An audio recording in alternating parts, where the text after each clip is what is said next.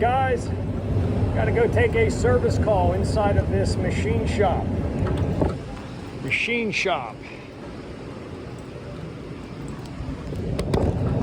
Okay, I have an office in here that has no cooling. I just walked in and I found the thermostat was not adjusting. It was stuck at 85 degrees. And I'm thinking hopefully it's just the thermostat's bad, but I'm gonna check it out. And I'm gonna change air filters while I'm here and flush the drain. So, let's check her out.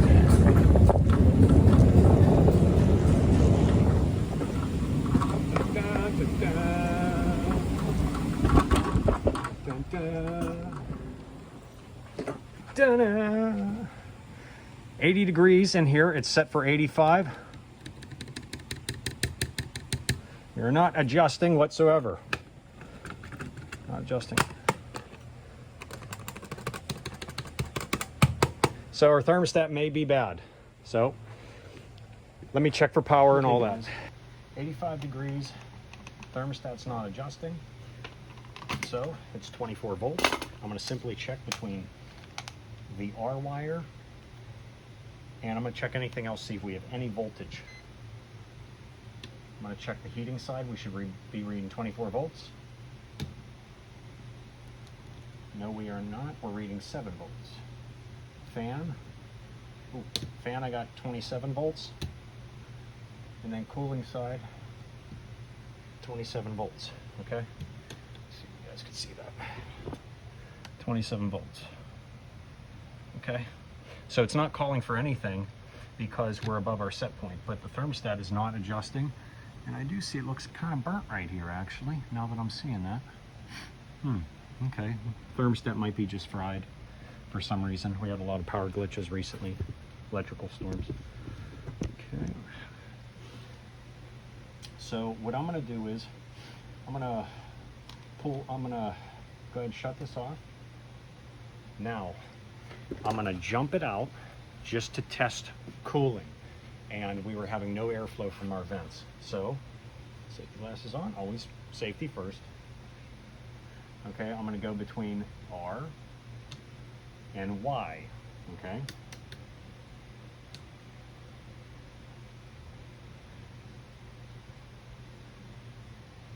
Okay, now I'm gonna go up to the vent and see if our fan is blowing at this time. I feel nothing. I feel nothing. Okay, let's see, that kicks our fan on. Because basically what I'm doing, I'm just bypassing this whole thing. I think I hear the fan. Yes, I feel the fan. If you can hear that, the fan is running. Okay, so that's good. So I think we just have a bad thermostat, to be honest with you. I'm going to use my one thermostat screwdriver. I'm going to pop this apart and take a look at the back side of this board, see if it looks burnt. Ooh, spiders. There's so many spiders in this field. All over the place. I'm always getting bit and stung by bees and all kinds of stuff. All right. That is the little beauty right there. Oh yeah, we got heat blowing out. Set down my mask. Somebody took that on. Okay, so we just got this unit back up and running. This is going to start sweating like a beer can on a hot day. Hey, that's nice and warm. Okay. Okay, so basically what I'm doing is I'm doing a visual inspection right now. I'm just coming out to verify that our condenser is up and running since I jumped out that thermostat. Now, we are obviously up and running. I felt air coming from our ductwork. It was starting to cool, but I wanted to come out and just put my fingers on this. Literally, put my fingers on it. Your hands are not calibrated, but they can definitely tell a temperature difference, okay? Now, yeah, we got some good heat coming out. Starting to sweat, that's good, okay? It's a warm, humid day today. I don't want my name tag being seen. I don't want to get anybody in trouble. So yeah, I had older units here. These ones are condemned. Actually, they're still full of R22 at this moment. So they're actually, that's some supply houses pay for that stuff. Okay, so far it looks like I just have a faulty thermostat at this time. So I'm gonna go inside, I'm gonna change those air filters. I'm going to flush that drain. That is a direct drive unit, so we don't have to worry about belts. And but I have to shut down main power up at the air handler in order to change that thermostat, because that's 24 volts being driven from the air handler. You do not want to change a thermostat or work on stuff like that under live power. Even though 24 volts, I'm not worried about me being damaged from it, which 24 volts isn't really anything. But you don't want to short out something inside the unit. So, okay guys, I gotta head back in this. I will show you, change out this thermostat. Okay, we are jumped for cooling. It's saying it's 79 in here.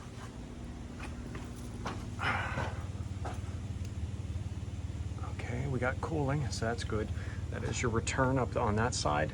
And it goes up through the air handler and comes out of these vents. I just heard the blower shut off. We are good. Check for power. Always check for power. This is being driven by just a battery setup. So always check for power, people.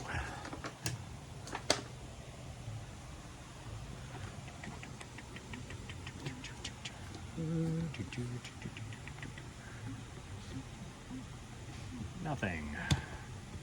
Nothing. Nothing, nothing, nothing, nothing. We're good.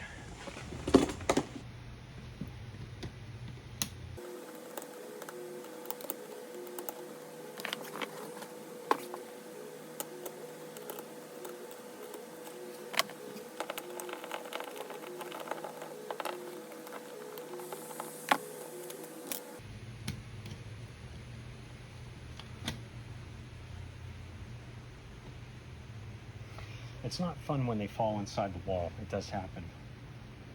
Doesn't seem like I have too much extra.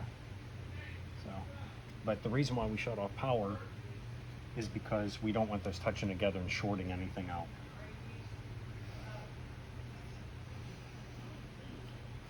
It doesn't really smell burnt, but I'm going to open this up. Okay, this is the one I will be using today. It's a standard basic, one heat, one cool. And it's got battery, or it can be hardwired. So we're going to be using a battery on this. This is programmable, or we could set it for non-programmable.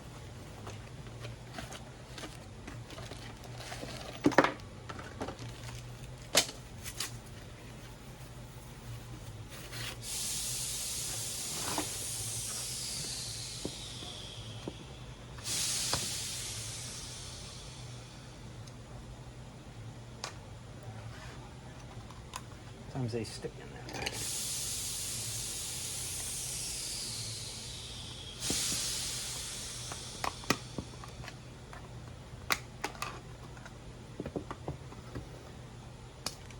This is where your wires will be landing on these terminals, and that will mount directly to the wall. This will snap right on top. But we must first program this thermostat using these booklets.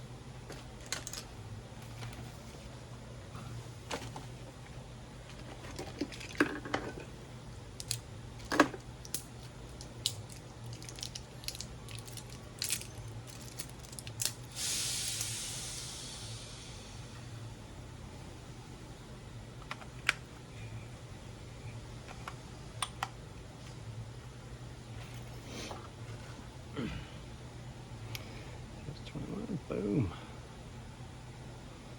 May, June, July, 17, 16. 12 hour. Time is 9. I'm a stickler when it comes to this stuff.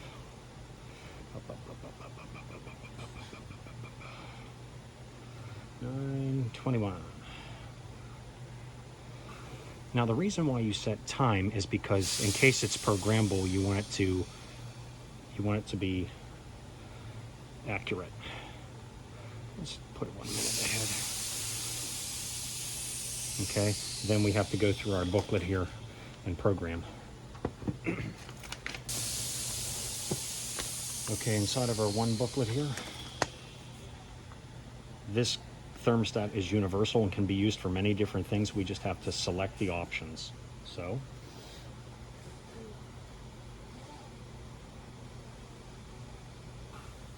okay, select. Okay, we are going to be going with, let's see, as for now, we're just going to put non-programmable because somebody's in here all the time. So select 125 temperature. We're going to go Fahrenheit. 200 the heating system. This just conventional forced air. We'll leave it as number 1. I don't know if you guys can see that too well in the program here. Okay, then we'll go 205 high efficiency. We'll go standard efficiency because this is not high efficient. This is just actually, you know what, this is yeah, that's right, this is electric heat. I just remembered it's electric forced air, so number 4. So we're going to bump it up to electric heat. The reason why we do that is with electric resistive heat, we want that fan to kick on immediately, soon as those heat coils kick on, immediately. We don't want any delay. 220 compressors, it's only got 1 stage. 221 heat stages, I know it's only got 1 stage. 230, what's 230? Thermostat controls fan, yeah, we want that. 300, changeover. We'll do manual. No, you know what? No, we'll leave it as, we'll put automatic. We'll do automatic. Because sometimes in the mornings it could be chilly and sometimes the afternoon could be warm. 303, auto changeover differential. We want nothing there. 365. 365.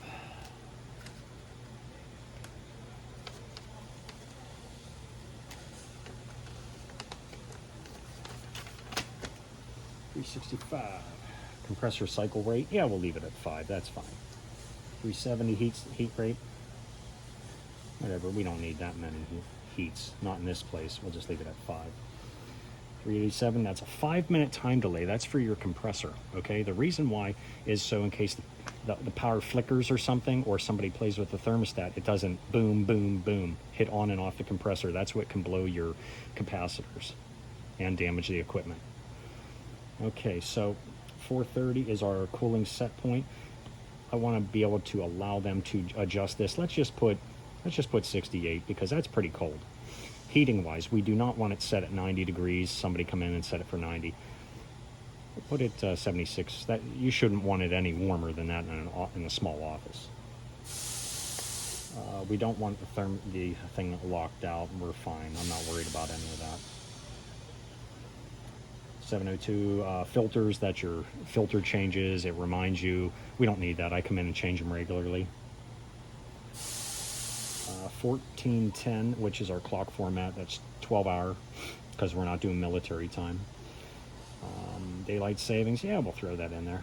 1420, yeah, we'll leave it at 0.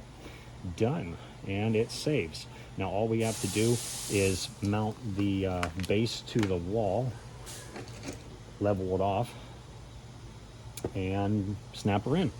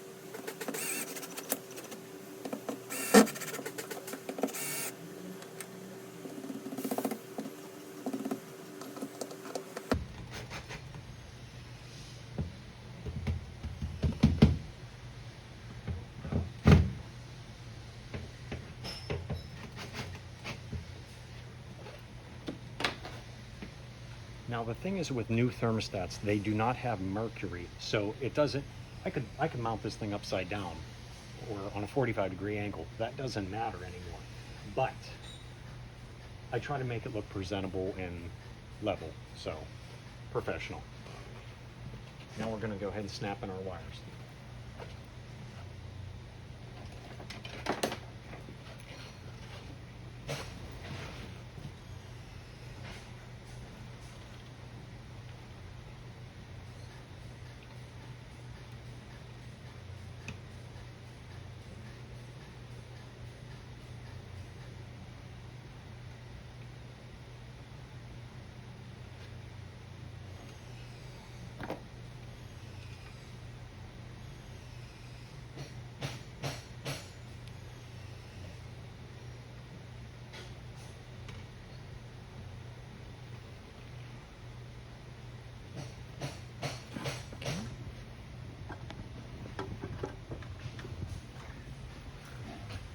Okay, R is your power wire, okay? And that's going to distribute power between if it wants heat or cooling or just the fan. So, but standard color code in the heating and air industry, red is for R, W is heat, okay, that's white. Cooling, it could be either blue or yellow. In this case, it's yellow. Blue sometimes could be second stage cooling, which is why too. And G is fan for green, okay?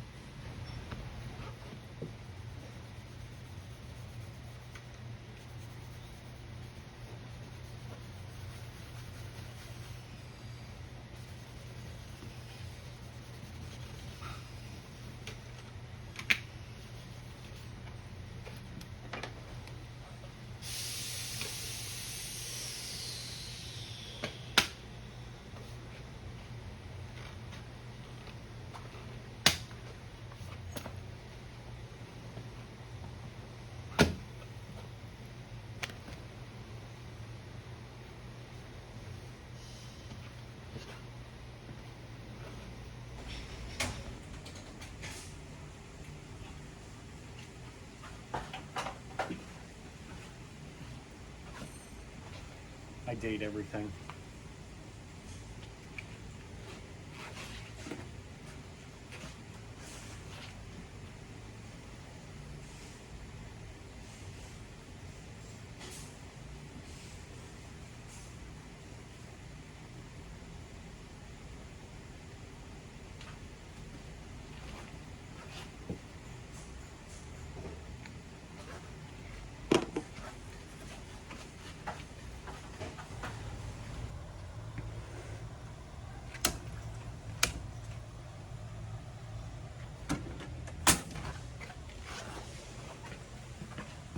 Okay, we will test fan mode first. Verify fan kicks on. Let's give it a minute. Sometimes there's a time delay.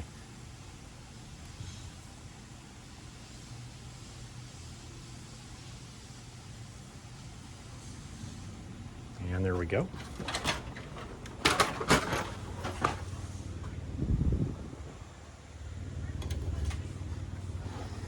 Okay.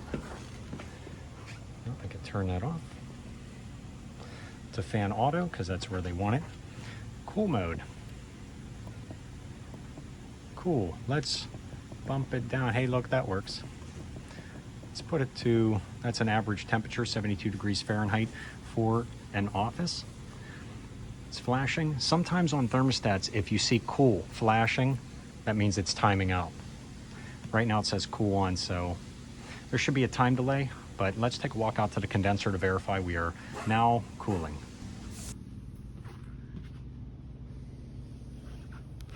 Okay guys, in case you're wondering, where is this unit located? Yeah. Now, when I say when stuff doesn't get worked on properly because you can't get to it, this is what I mean.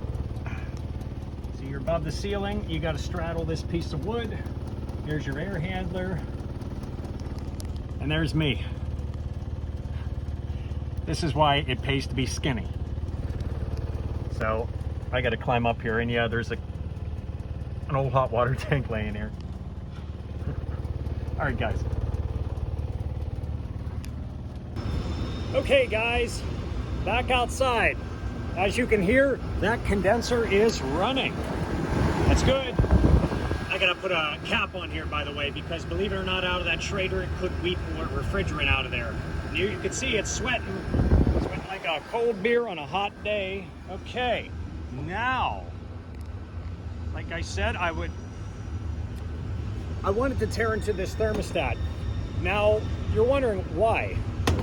Honestly, when I was a kid, I used to tear apart my remote control cars. Anything that broke, I just ripped apart. I love like Lincoln Logs, erector sets, any type of mechanical pulleys and toys. I don't know, I just liked.